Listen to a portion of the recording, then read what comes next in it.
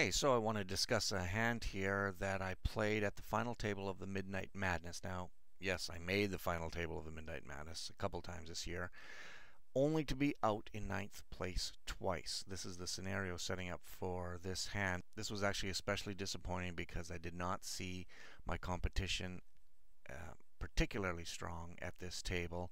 And, be that as it may, when you reach the final table and your orange M zone, basically anything can happen. What I did know, however, was that I simply wasn't going to be satisfied with, playing for 300 bucks as opposed to 4,000, which is what first place was. Before I get into this hand, guys, I do want to let you know that I don't normally chat at the table. So those of you who have dropped by just to say hi, thank you.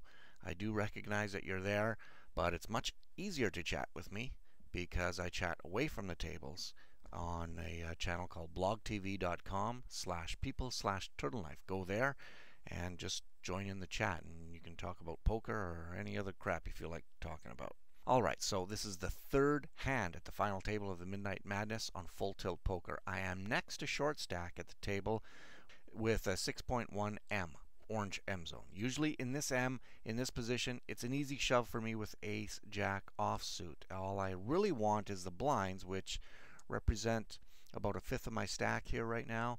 Now, there is the option of folding and hoping for a better hand, but since most of the table is orange here, I think stealing is in order because I can cause huge damage to a bigger stack. No stack is that big at this table, in particular in the blinds, where it's just not going to matter if they call or not. So here's where you want to be shoving. Now these are the stats for my reasoning. Taking a closer look at tournament indicator stats, the small blind, notified by the number 1 here, is a rather loose aggressive player. I do not want him to see a flop because if that flop doesn't help me, I'm just going to get stuck in a bad spot. So for him to call me all in is beyond even his loose aggressive style. That would just be reckless if he didn't have a good hand.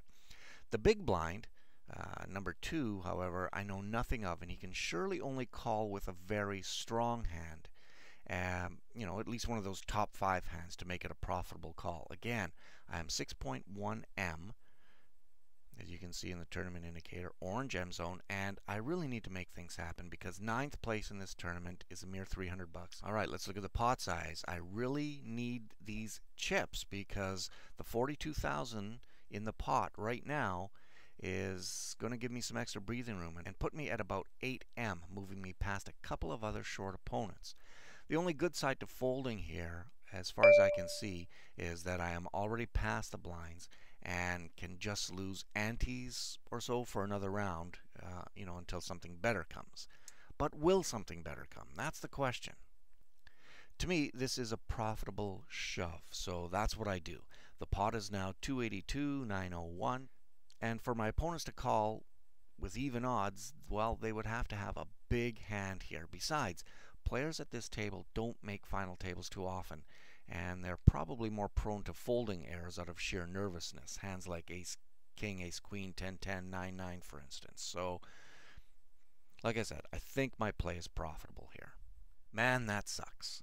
Small blind folds, big blind calls. He made no error and certainly figured to be ahead with queen, queen. However, with this being one of the hands he could call with, I could also factor in a suck out for me here too in making my play a shove, pre-flop. Just take a look at the stats here at thebackhander.com.